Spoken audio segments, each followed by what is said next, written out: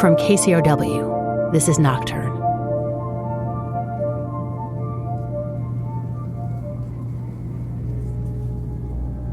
Have you ever been kept awake by a sound in the middle of the night? You lie in bed, wishing only for sleep, and this sound nags at you, maybe even feels like it's growing in strength, filling up every aspect of your consciousness until you can think of nothing else. That's me when my neighbor's hot tub cycles on and off all night. But what if you don't know what the sound is, or where it's coming from? Is it coming from outside? Somewhere in the house? Is it coming from inside your head? You might even think you're going crazy because you're lying there awake, obsessed with this sound, and no one else around seems to hear it. Can you hear that? Can you hear the hum? I woke her up and I said to the wife, "Can you hear this noise?" And she's like, "What noise?" And she couldn't hear it. My name's Christopher Meek and I'm located in central Scotland.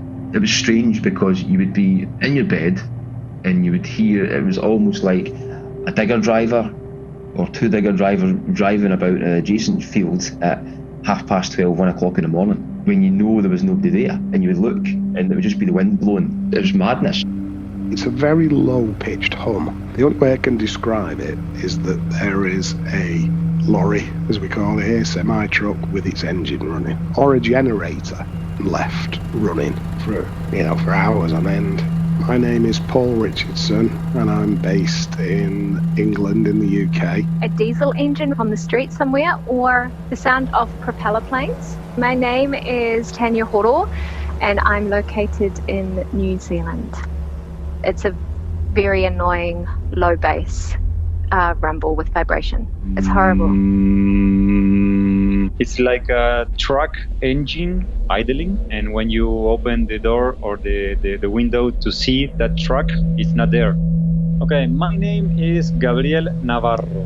I'm in the city called Paraná in Argentina. My name is Dale Tutai. I live in San Francisco. I guess I would compare it to something like if you lived on top of a refrigerator and had when the compressor comes on and there's just it's very mechanical. It probably wouldn't be that annoying to someone just walking into that situation, but after a while it just kind of builds and builds. My name's Valerie Wiley. I'm located in the west coast of Scotland. It's kind of like a generator humming, or as if someone's left a car idling outside, just outside the house. And it's sort of a low frequency hum, I think around about 73 hertz, and it feels like it's inside my head. It rumbles that much. You can't really escape it. Any room at all in the house, I can just hear it, it's always there. And it feels like I'm just going insane. More from Nocturne in a moment. I'm Warren Alney. On To The Point, if America ever used its thousands of nuclear weapons, it would be suicidal. In a nuclear war, there could be no winners. Everybody is a loser. All of civilization is at stake. We've known that for 75 years, but our weapons of mass destruction are still on hair-trigger alert, and just one man, President Trump, has the power to push the button. Is it finally time to make the world safer? On our To The Point podcast.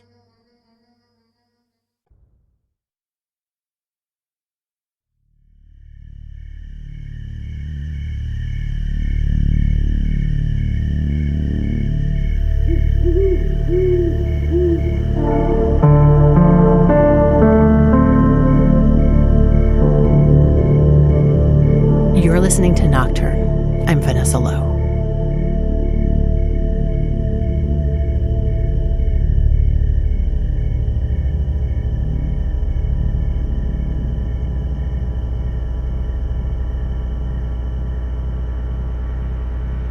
It's prevalent, especially at night when I'm in bed. And if I wake up, I can hear it quite loud, and then I have difficulty getting back to sleep. The hum is a primal experience. I think there's something about the bass that is instinctive to us for danger. So it is really hard to kind of habituate to it. It'd be really, really frustrating. I mean, because you were trying to get to sleep and you were focusing on it and you knew that it's not normal to hear that at night, you shouldn't be hearing it at night. Normally it starts around about 10 o'clock in the evening, and that lasts right up until sometimes about 9 o'clock in the morning. It's there all night. I hear it inside. I don't really hear it outside. It's always indoors. It's never outdoors. It's always when the room's silent and there's no background noise. And I can't hear it outside. It feels like it's more vibrating through, as if it's coming through the building, as if the frequency of it is hitting the walls and maybe vibrating off the walls. I turned off everything in the house, from like the switchboard, I don't know what it's called, that turns off all the electricity. I need to find out what is causing this noise. So I unplugged my fridge, my freezer, a lot of electrical appliances. I even tried turning off the mains switch in the house for all the electricity. It's going to sound totally crazy, but I made like a grid in some of the rooms of our house, and I mapped in all these vectors that show the vibration directions, and I was hoping that it would pinpoint some source or show some sort of obvious pattern or something like that. I walked around the street, I drove around the street. I did quite a lot initially, that I must have looked like a crazy person. You lay in your bed and you expect silence and quiet. It's bothering. Yeah, it's not good. Get some other noise like a fan or like waterfalls recordings. You can mask the hum and it works. At the end, you're tricking yourself so you don't hear that hum. I need to listen to music or sounds on my phone like white noise to drown it out. It's that loud. If I didn't have anything to listen to, it just affects my sleep. Like I wouldn't get any sleep for it. But if I'm somewhere and I don't have anything to block it out, it 100% interferes with my sleep. During winter, my room sometimes is like a freezer, but I can't not have a fan on. Because as soon as that fan goes off, I hear the sound.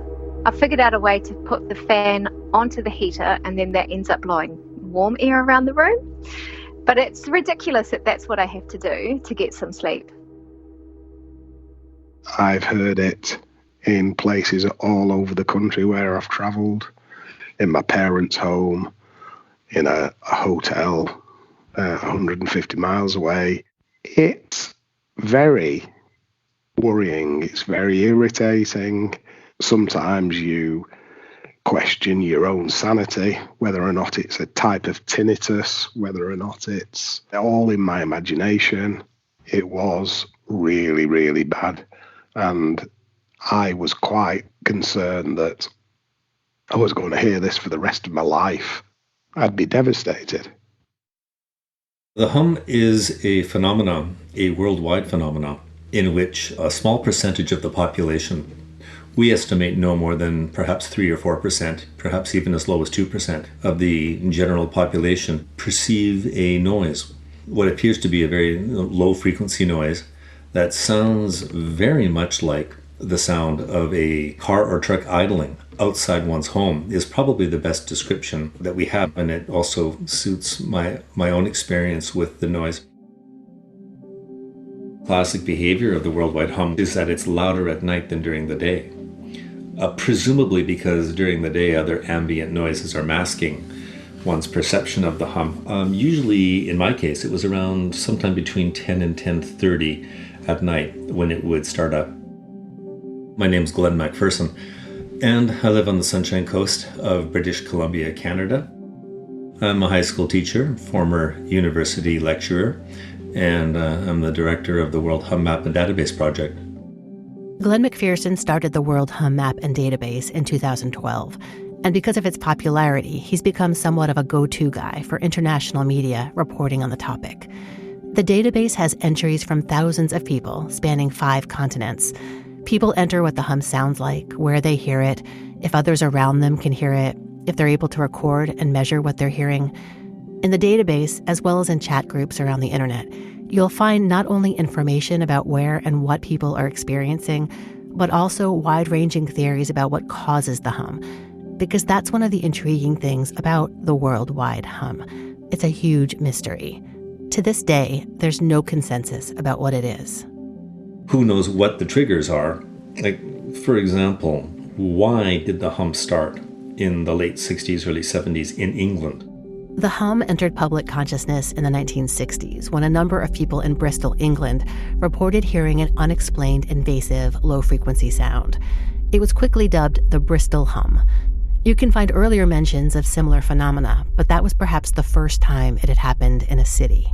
Since then, there have been reports of the hum from clusters of people in other discrete geographical locations around the world. Probably the two most famous would be number one, the Taos hum in Taos, New Mexico, and the other one would be in Kokomo, Indiana.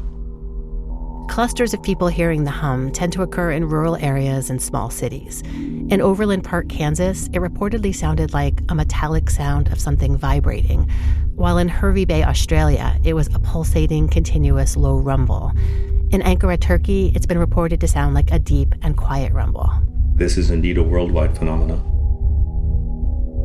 People who report hearing the hum often complain of feeling desperate about not being able to stop it or figure out what's causing it. It's common to dread the nighttime because of how loud and relentless the hum is. And while the noise can come and go, many people have been tormented for years. The hum has been a constant pain for me over the last few years. Yeah, it's been going on 4 years. I've had it for a year. When the hum was there at its loudest, it was an absolute nightmare. A nightmare. And I moved houses. It's no surprise that when you talk to people who are troubled by the hum, you'll hear stories of exhaustive searches for the source of the low sound or vibration, and also lots of doctor's visits. I worried that I had a brain tumor. I worried that maybe there was something in maybe like an acoustic neuroma or something not quite right in the nerves in my brain somehow. But I've went to a neurologist, I've been to a ridiculous amount of audiologists. I am getting an MRI done. I knew there had to be something behind it, so I just started sort of researching to see if it was like a medical thing that was causing it. I think a lot of medical professionals just kind of shrug it off and they don't really believe it. It's not a minor nuisance, it's a major nuisance, and I don't want to go insane. Glenn McPherson says he's been more curious about the hum than bothered by it. For me, the hum is much more of a scientific curiosity than it is a nuisance or an irritant. For some people, it's absolutely devastating. Despite considering himself a hum hearer rather than a hum sufferer, McPherson's own story of first hearing the hum mirrors countless others. He was living along the coast in British Columbia. It was, let's say, 10 p.m., 10:30 p.m. I heard what I at first assumed were float planes, seaplanes flying overhead, because we do get quite a number of those around here. But then after a number of consecutive nights, that explanation made no sense. Partly because of the timing and partly because I was hearing it every night. So one night, when I had been hearing this sound, I stepped outside the house and the sound stopped. So then I obviously assumed that there was something inside the house causing it. So I went through a series of fairly reasonable steps to ascertain what was causing this noise. Ultimately, I went to the power breaker panel and cut the power to the entire house. And then the sound got even louder. So then I knew I was onto something rather unusual. So because of my background in science and physics and teaching, I just went about some logical series of tests and investigations. I wondered if it was the neighbors. I wondered if it was some nearby electrical transformer. None of those panned out. Then one evening, I'm not sure why I actually did this, but I went outside into my car. And as soon as I closed myself inside the car, I could hear it again. Again, a very odd behavior for a classic acoustic source. So then that invited an obvious experiment, which is I went driving around. So I would drive a few miles in this direction, that direction. I even went up into the hills and mountains here, and every time I stopped with the ignition off and the windows rolled up, I could hear this noise. So that expanded my curiosity and also limited the number of possible explanations. I mean, as I drove around, I was increasingly bewildered. Ultimately, I did what most people do who hear this, is I went to the internet and I typed in something along the lines of unusual low-frequency humming noise, and there it was. And it turns out that what I was hearing was something that had been widely reported. Unfortunately, not in a hugely scientific way. But there were a smattering of serious scientific reports, and one in particular that inspired me to move forward with my project. And unfortunately, a lot of pseudoscience and conspiracy theories and that sort of thing. Theories abound about what causes the hum, and because of McPherson's hum database, he hears a lot of them. I get emails from these people all the time. I'd probably get 50, 60, 70 emails a month on all of this kind of stuff. Some of them are fantastic. Huge underground tunnel boring machines. Now, what's interesting is that perhaps a big underground tunnel boring machine might cause some kind of hum, which I would use a lowercase h hum, but it's certainly ridiculous as for an explanation for the larger, more global phenomenon. I had a fellow tell me that this is caused by plants. Plants are making this noise. Aliens or the Illuminati or Elvis. One of the ones that comes up a lot is that this is signaling the end times. Amidst all these outlandish speculations, there are also some people out of left field who have made some really remarkable suggestions, like suggestions that have caused me to pause and even throw the ideas around. One person suggests that right now, as we speak, the Earth's magnetic field is undergoing a pole shift. So the suggestion was, could this be some artifact of the Earth's pole shift? So it's not all nutcases who write to me with their own personal theories. Some of them are obviously very bright and educated people. But of course, there have been some absolutely outlandish theories. I mean, it's always more interesting if you can come up with some spectacular thing that others before you haven't been able to find.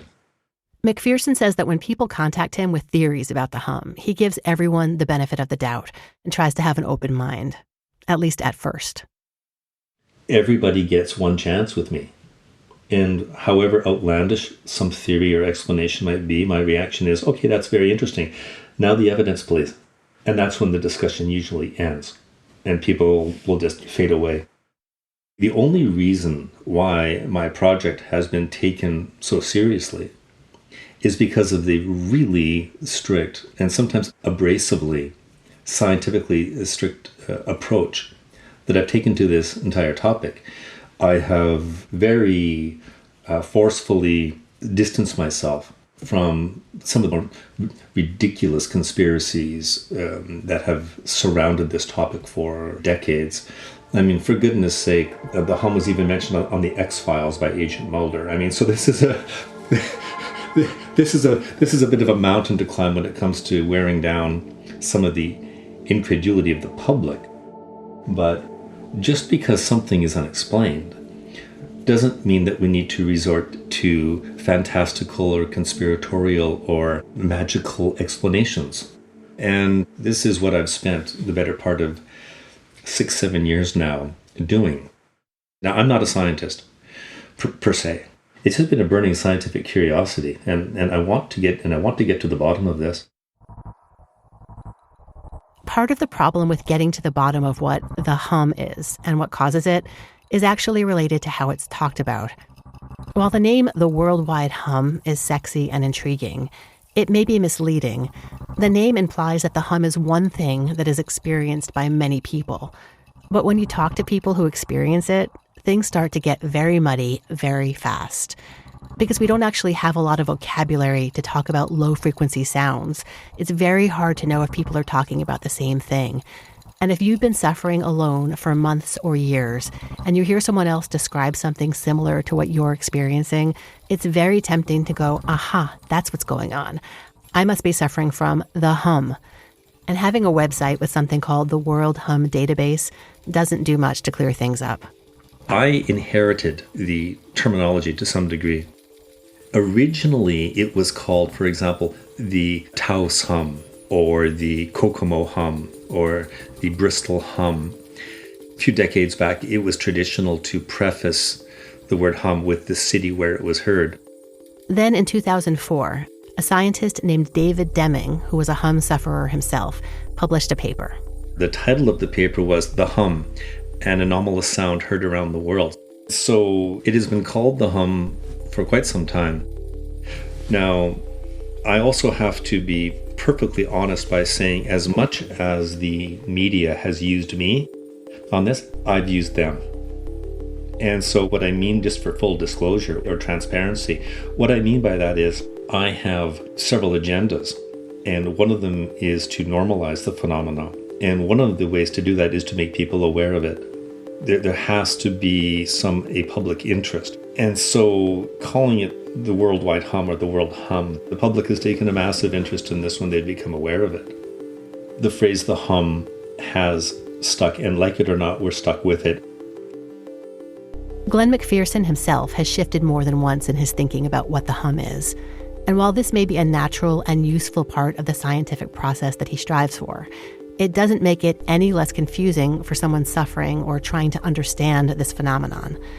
From the beginning, McPherson has entertained 4 competing theories about the hum. One was that the hum was the accumulation of human-made noise, like freeways and electrical grids, to which some portion of the population is more sensitive. Another theory is that the low-frequency sound is some terrestrial or geological feature, like those related to earthquakes. At the time of many of his interviews with outlets like The New Republic and BBC, McPherson was strongly leaning toward a third theory, that the hum was the result of VLF, or very low-frequency radio waves, such as those used by the military to communicate with submarines. In fact, based on a paper by scientist David Deming, mentioned earlier, McPherson constructed what he called a Deming box, a coffin-like box made of thick steel that would be able to block out VLF radio frequencies. The theory went that if he and others who experienced the hum could not hear it inside the box, that would lend support to VLF as the culprit. It wasn't actually a simple process. The box needed to be in a very quiet environment to begin with for the results to be meaningful, and it took some work and time to achieve that. There was a buildup of excitement in the media about perhaps finally getting an answer to this question that plagued so many. Indeed, McPherson himself seemed confident that he'd found the answer to this riddle.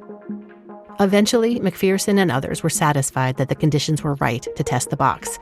He got inside, closed the lid, and he still heard the hum.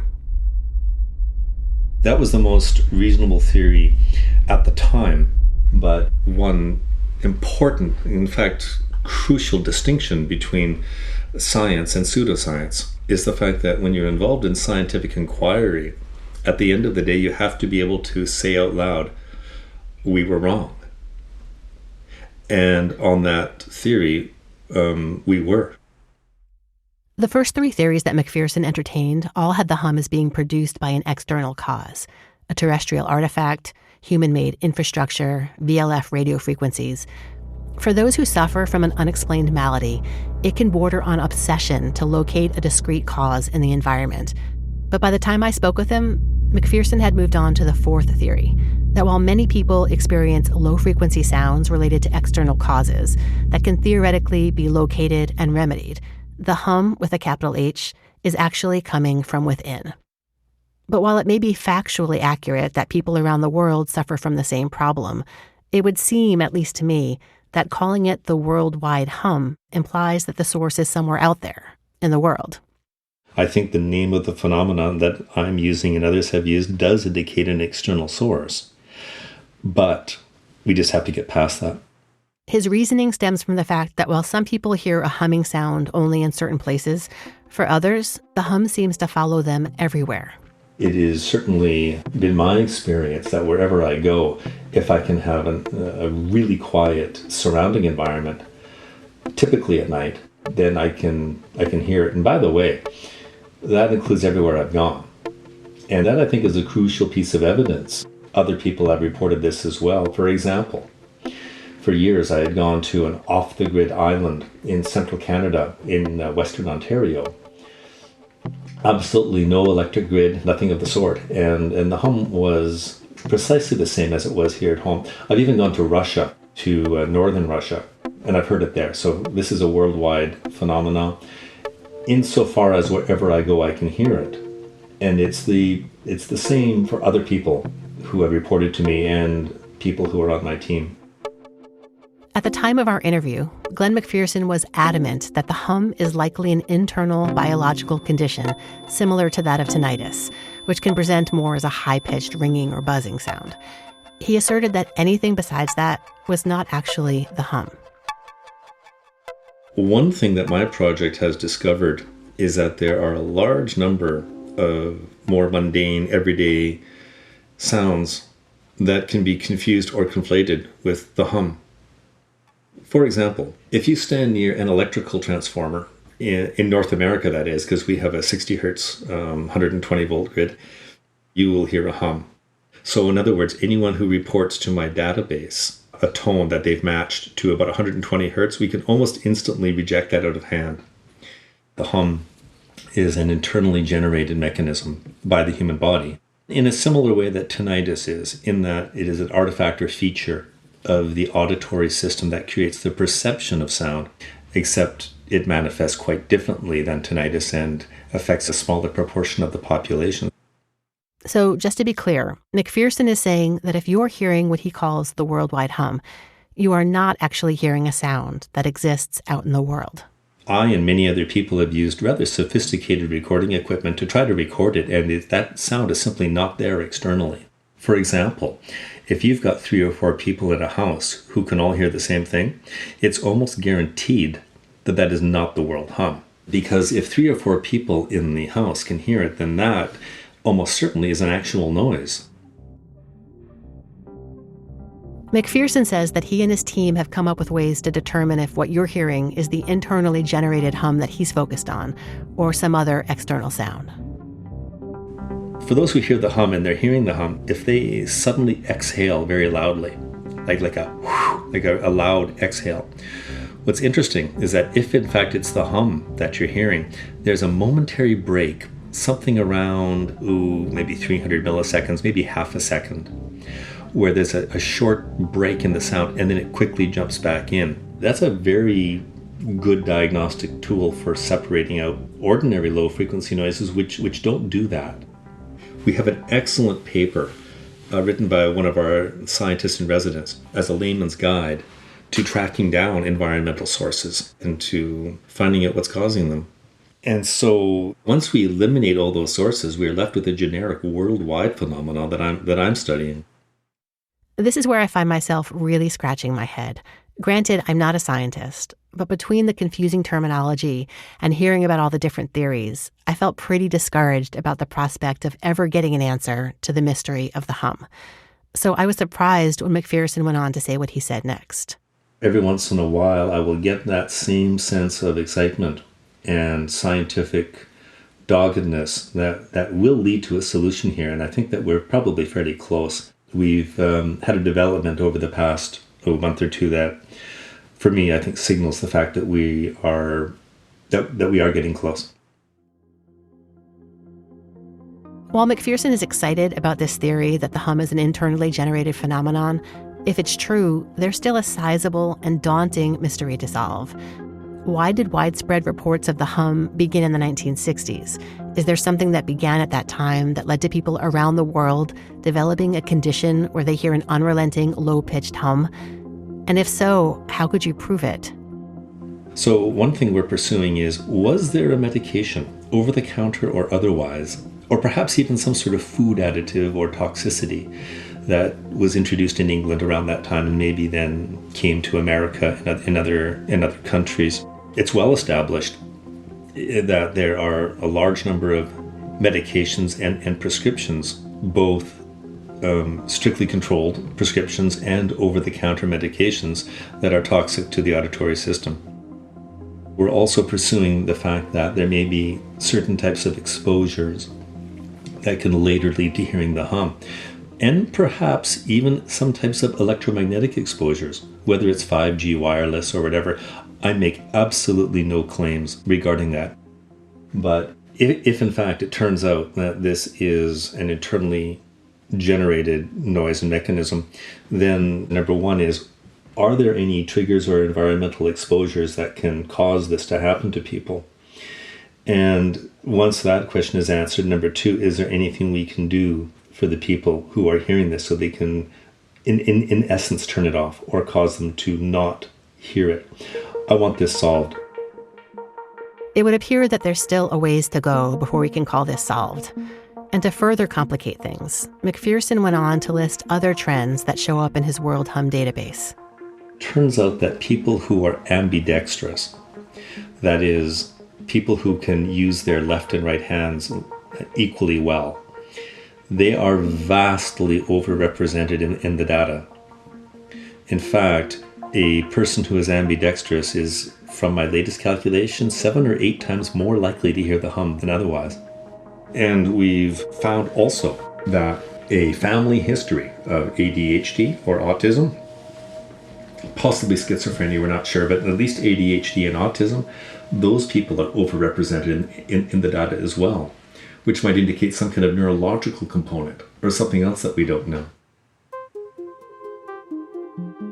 Unsolved mysteries are fun, up to a point. But in my research about the worldwide hum, I found myself getting more and more frustrated. It seems clear that there isn't one hum that's heard by people around the world, and that's about as much certainty as I can claim. But this isn't a game. There are real people suffering. And while Glenn McPherson has worked tirelessly to find answers, even without solving the mystery of the hum with a capital H, his database does something really important. I will get a person write to me from who knows where around the world and said that when they stumbled over the project and over the database and the map, that they had broken down and wept. And the reason why is because they had thought they were crazy and that nobody else in the house could hear what they were hearing. And then they realize that they're not alone. And then they realize that there are a vast number of people around the world who are hearing exactly what they hear and having the exact same experience. And so there's not only a sense of community, but a sense of validation and that this is a real thing. This is not mass hysteria. This is not a hallucination. This is an auditory phenomenon which is now so well documented that I think it's now time to fully normalize it and time to bring it into the mainstream so that we can get to the bottom of it and hopefully provide some relief for some of these people who are suffering. My whole family think to have lost the plot. Nobody takes it seriously. But, I mean, this is just not me in the northwest of England. It's a worldwide phenomenon. You start to worry whether it's your mental health, whether it's all inside your head, because you fixate on that more. Why is this happening? Why can no one else hear it? The more I heard other people's stories about it, I kind of just resigned myself to it's just something that happens. That's when I realised that it wasn't just me and I wasn't going mad. If I were hearing an unexplained hum for months or years that interfered with my sleep and made me question my sanity, I'd definitely want to know what was causing it. The not knowing would probably be worse than the sound itself. And of course, I'd want to make the hum stop. But when all is said and done, there may be another goal that's arguably just as important. I think a lot of it has probably got to do with my mental state in terms of how I live with the sound. So there's lots of potential things that it could be. Finding out what it is would be nice, but I don't know if I ever will. I mean, it's probably a moot point because I can hear it, but once I find that out, that might help me with the sound. But I think at the end of the day, it's something that I hear, and in order to be okay with it, I have to find peace with it. I haven't found peace with it yet, but I think the way that I embrace it or deflect it is going to kind of either help me live with the sound or I'm going to go insane with the sound. I think it really comes down to the mentality of the person who hears it. It doesn't matter what it is. It's how I am going to deal with it myself.